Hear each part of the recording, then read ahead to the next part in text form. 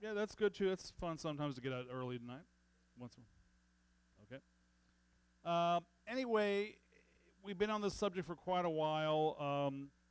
The next installment would be like dealing with kids and stuff like that. And while I think it's really good stuff, it's not really applicable necessarily to many of you. So that's why I kind of like to go to a different topic. And so hopefully you guys will think of some really good stuff for me to do.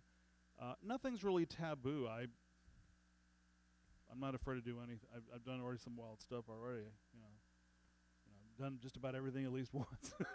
Not everything, but anyway. Okay.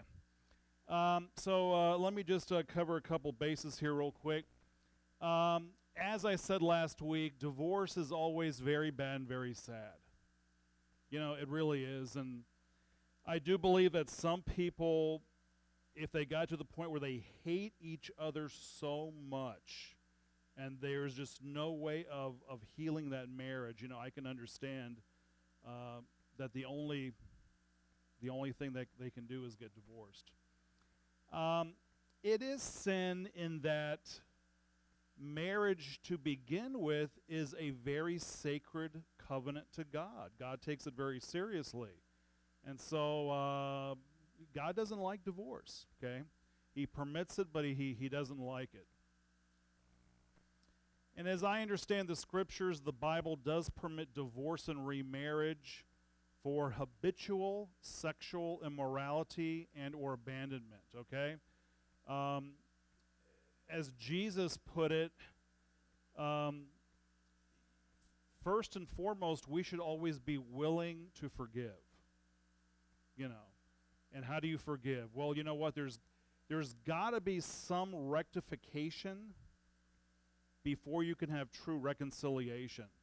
I really believe that, too many people just throw the word around, I forgive, and then very often I'll say, well, why do you forgive? Why do you forgive? Jesus said that if your brother comes to you and he sinned against you, you're supposed to, forgive him, right? Didn't he say that?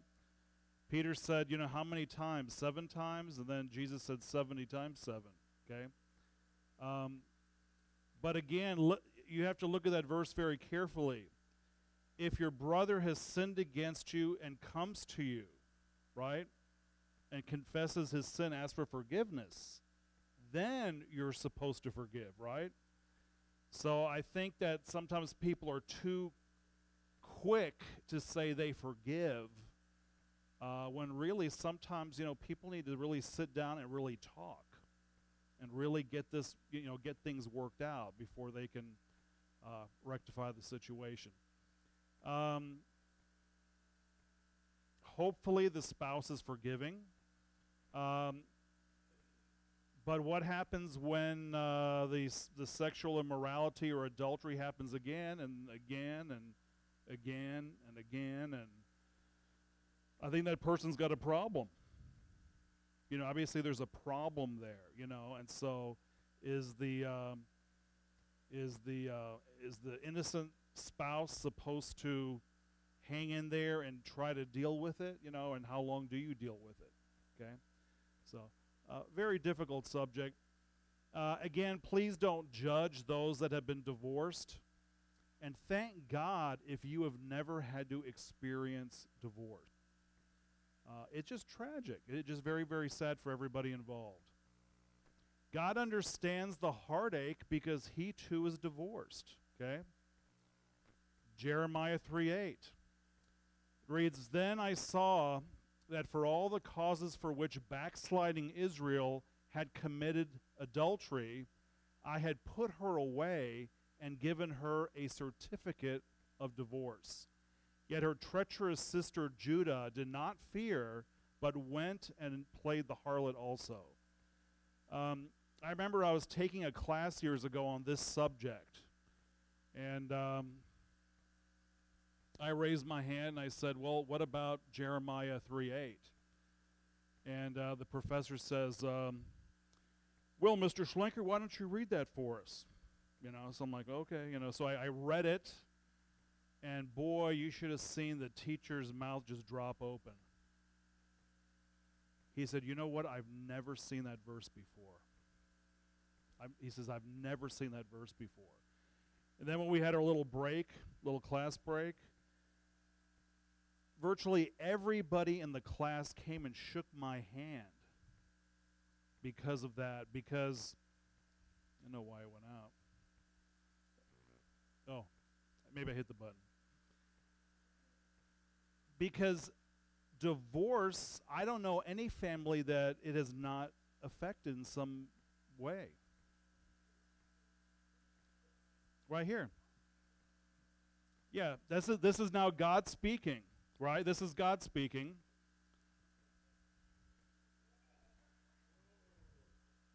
But you know, to God, every time Israel or Judah, Israel and Judah, every time they got into the idolatry, idolatry to God, that's adultery. They committed adultery. And they did it over and over and over and over again. And finally, God is really, kind of at the end of his rope. And so when God says, I'm giving her my certificate of divorce, wow, that's God writing you off. I mean, that's pretty serious, okay? And of course, we know that God is long-suffering and God is forgiving, and we know that he's not done with Israel, okay? We know that. But it's a serious, very serious issue. And when I was in college, in Bible college, it surprised me because, like every time you go to a class, they'll have like a little prayer time first before the class starts. And so many of the students would raise their hand and say, please pray for me because my wife wants to divorce me. I mean, I hear that over and over and over again. It was unbelievable, So it affects everybody and anybody. Divorce and church leadership. Y'all know who that is, by the way, right? Yeah. I think y'all know he's divorced, right? Y'all know why he's divorced, by the way?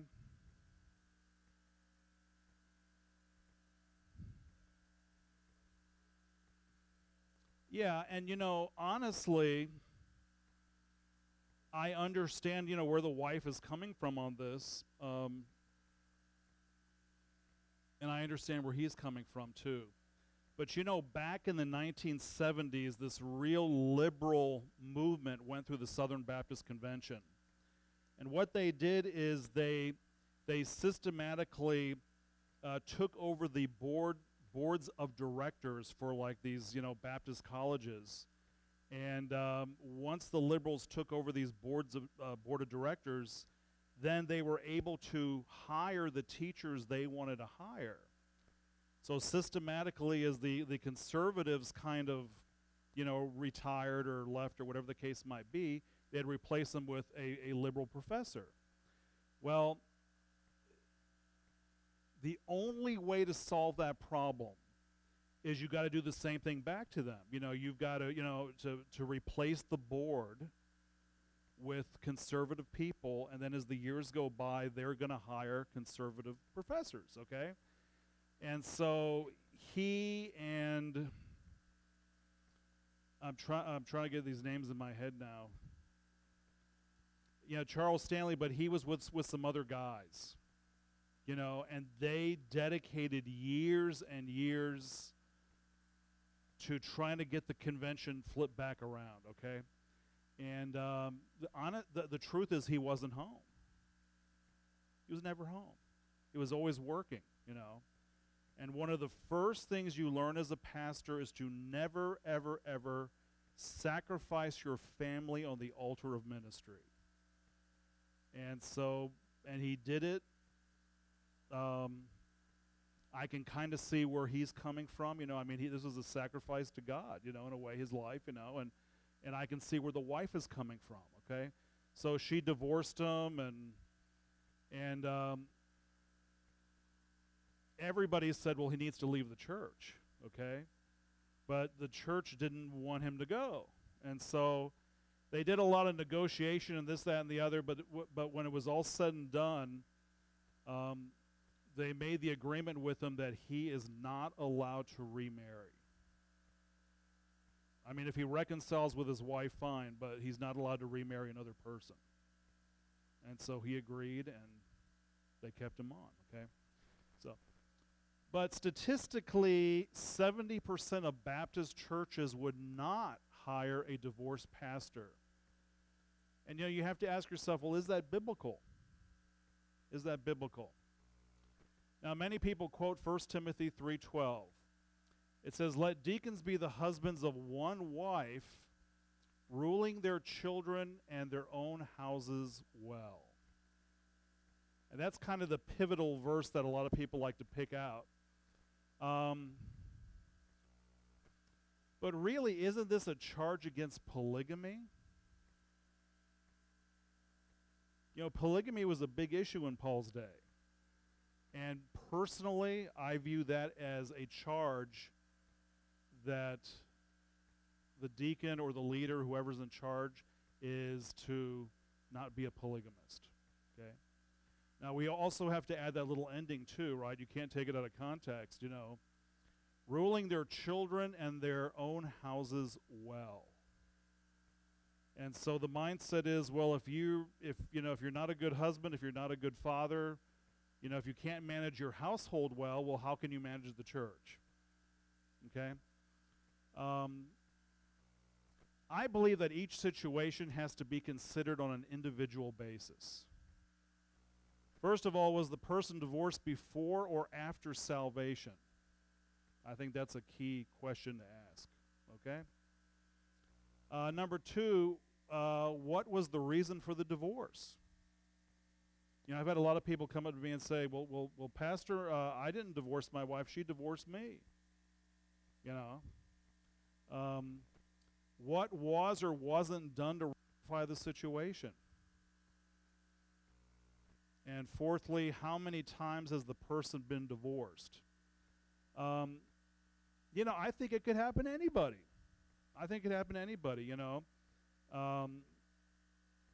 We had a gentleman in the church that his name was recommended to be a deacon.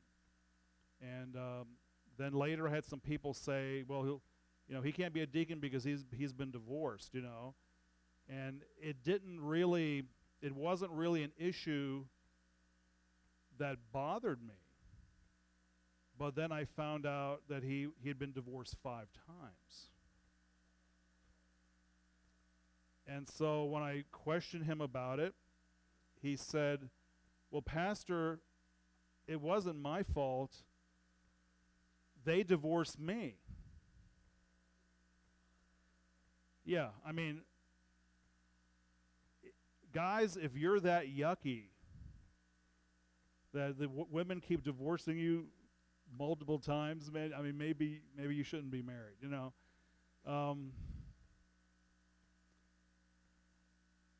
Yeah, I mean, definitely, I think if somebody's divorced, yeah, maybe a red flag should go up. But again, we have to consider, what's really going on? What are the circumstances? That's where I come from on that particular subject. But again, obviously, if there's multiple times, there's something fishy going on here. Something's not right, okay?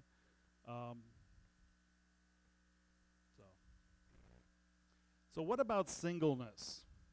Isn't that a funny looking picture, kind of? It's cute and sad, too, at the same time. What about singleness? Adult singles in the Old Testament was fairly rare and frowned upon. In the church today, well-meaning Christians try to play matchmaker. In many cases, this causes distress to single people. Okay? If somebody's single and you know that they're lonely and they would like to have a spouse, well, maybe that's different. But, a lot of people are happy being single and they don't want to be manipulated or pressured or set up in any kind of a way. In the Old Testament, there are 6 categories of singles. The first was widows, eunuchs, those forbidden to marry because of disease or economic woe. Because remember, you had to get your blessing, right, to be married. And if there was something that hinders a proper union, they would say no. Those with a divine call to singleness, those that are divorced, and children. Okay, so 6 different categories of singleness. So let's talk about the gift of singleness. It sounds funny, gift of singleness. No, anyway. So some Christians have no desire or need to marry. And this should be then considered a gift. Okay, that God has selected this person for something else. Jesus was single and devoted himself to the will of the Father, right? I personally believe that Paul was a widower, yet he had no desire to remarry. Anna was married for 7 years. Remember how old Anna got to be? What, 84, is it? 87? But she had only been married for 7 years when her husband died, and the rest of the time she stayed single and dedicated her life to the service of God. Okay? So it's not abnormal. You know, we see it in the Bible quite a bit. In the New Testament, singleness is viewed in a more positive light than in the Old Testament, although marriage was the norm. Okay? If you were, in your prime of life and you weren't married, they would kind of look at you and think, well, what's wrong with you? Why aren't you married? Celibacy is viewed as a gift or calling rather than as a burden to bear in the teachings of both Jesus and Paul. Jesus never married despite what the Da Vinci Code might say, and Paul referred to himself as unmarried. Okay? I'll tell you you want to hear my personal opinion? You remember when Paul got caught up into the third heaven? God gave him that blessing to kind of go into heaven and have a look. Personally, I feel that he saw his wife. And he was like, what God showed him is something that it was so overwhelming to me. He said it's something that I cannot speak of. And he just would not really elaborate on it. But there's little inferences once in a while, so I think that his wife died. And so, again, he had no desire to remarry whatsoever. In the centuries following, celibacy gained an exalted state and became a mandate for church leaders. Unmarried clergy in Protestant churches are rare, and they may unintentionally create an environment of suspicion. I've seen this happen before. A friend of mine has been pastoring for many, many years. He never got married.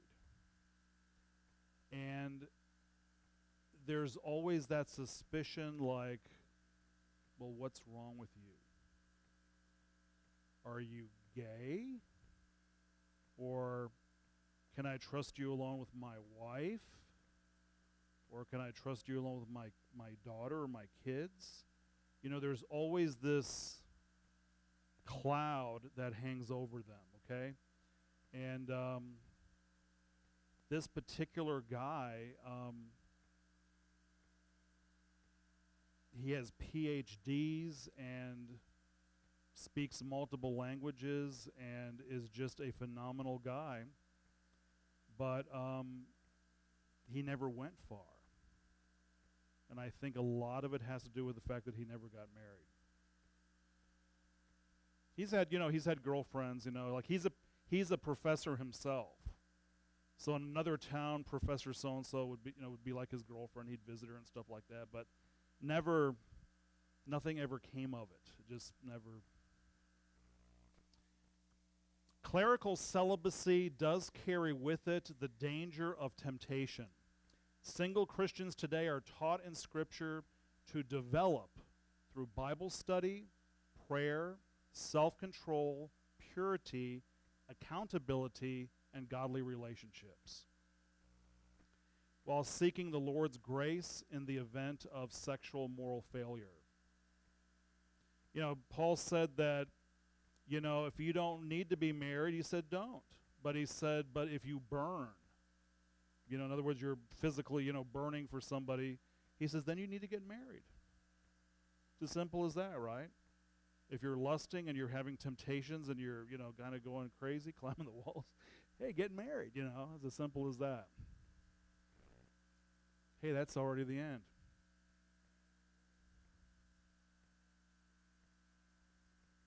We're done. Yeah. I should have put the end. Put a nice little family there, like, questions?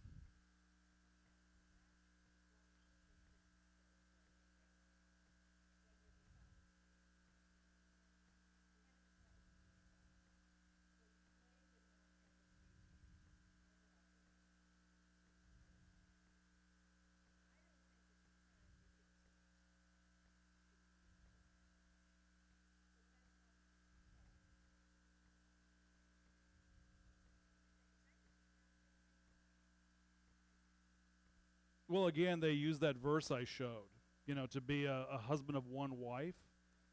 But here's the deal. If you divorce, then the lady's not your wife anymore.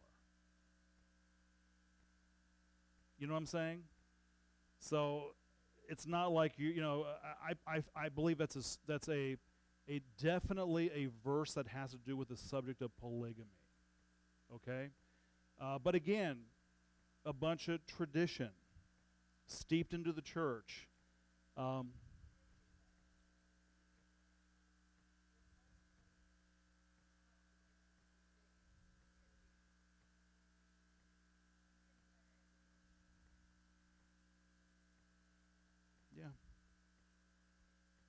I mean, I don't agree with it because, like I said, you know, you got to go back.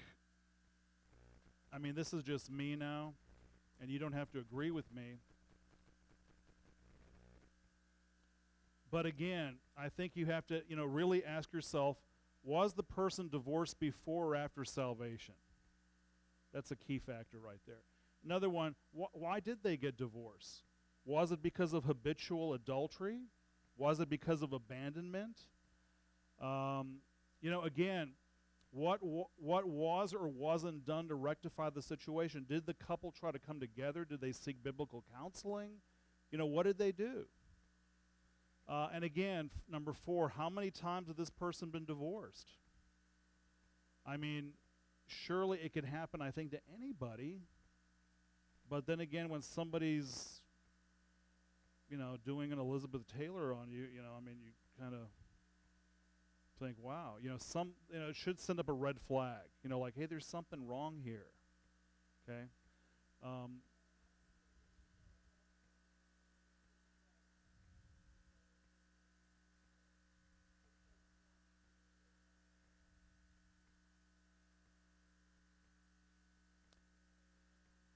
Yeah, well, I mean, that's what the Jews were doing. They were divorcing for the purpose of being with other people. Yeah. Ooh, boy, you asked the $10 million question. What about abuse? Did y'all hear that? Okay, I'm going to tell you what Pastor Herb says. And that doesn't mean I'm always right. Okay? Right. Yeah. Like Fonzie, yeah. Yeah, and remember, I'm not always right, and you do not have to agree with me. You should agree with me 99% of the time, but anyway, okay. Here's the deal. If a woman is being, let's say, physically abused, okay, in good conscience, if I'm counseling her and she's got her arm in a sling and a black eye, I cannot tell her in good conscience, you got to go back to your husband and submit. Okay? That's a possibility as well, you know. And we have to remember there's legalities involved. You know, like if somebody is going through some kind of a legal situation, I always tell them, hey, take care of your legal situation first, and when you've got that covered, then come back for the counseling. Okay? Because if they're going through the court system and they're being told all this different stuff, and now I'm coming here and telling them other stuff, you see what I'm saying? There's going to be conflict. So, you know, you and your family, whatever, your doctor, whatever, you know, you guys have to go and work it out from a legal perspective, but then come to me for the counseling, okay? So I don't know if that answered the question.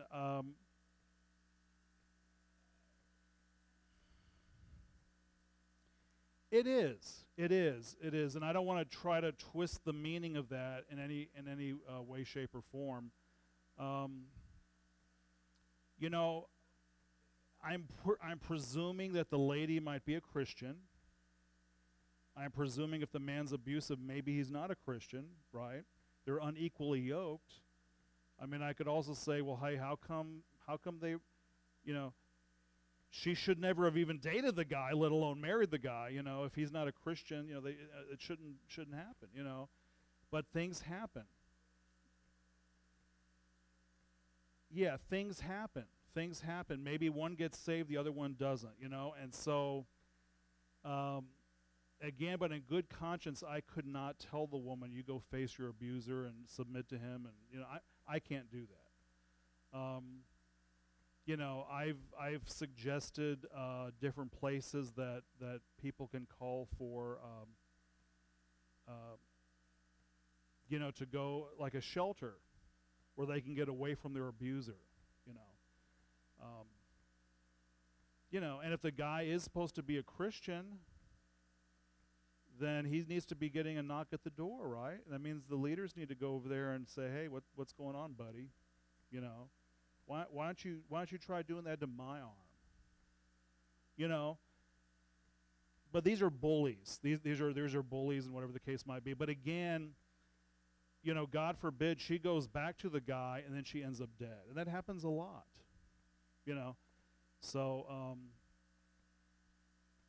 you know, some pastors would say, "Oh, you got to go back and you got to submit," and you know, all this stuff like that. But again, the guy obviously doesn't love her. There's no respect. Yeah, I mean, maybe he came out of an abusive childhood himself, and so, you know, I realize that, okay? But,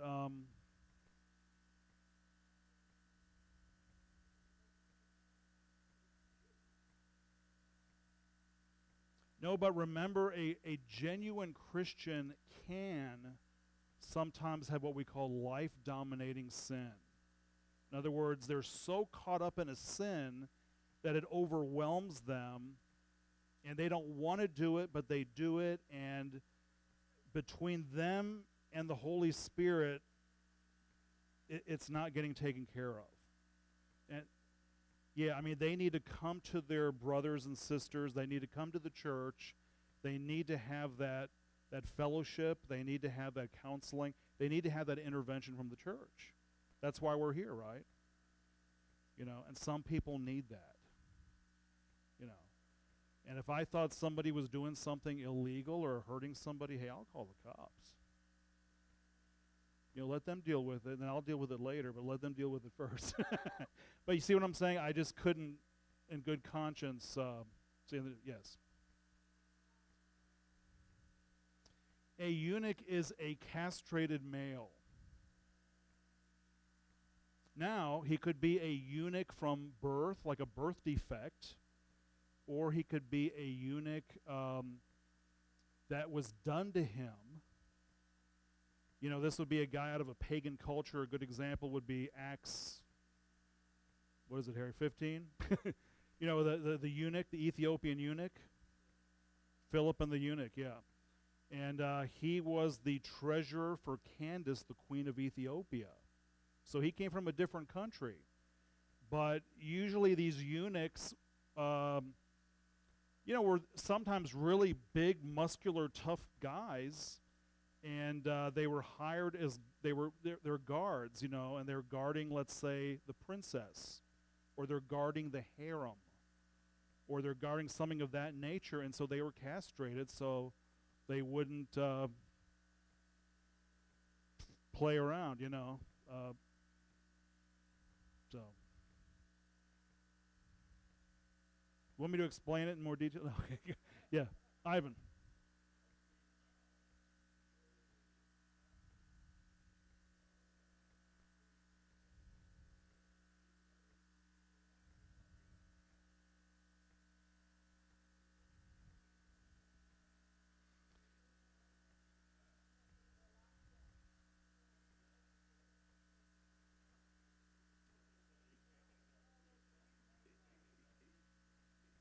Yeah, that really started with Francis of Assisi.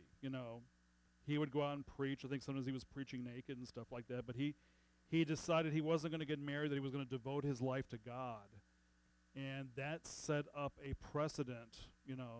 Where you have a lot of people who followed him. That became the Franciscan order, and then they started being celibate, and then it spread to the other orders, and that became the thing.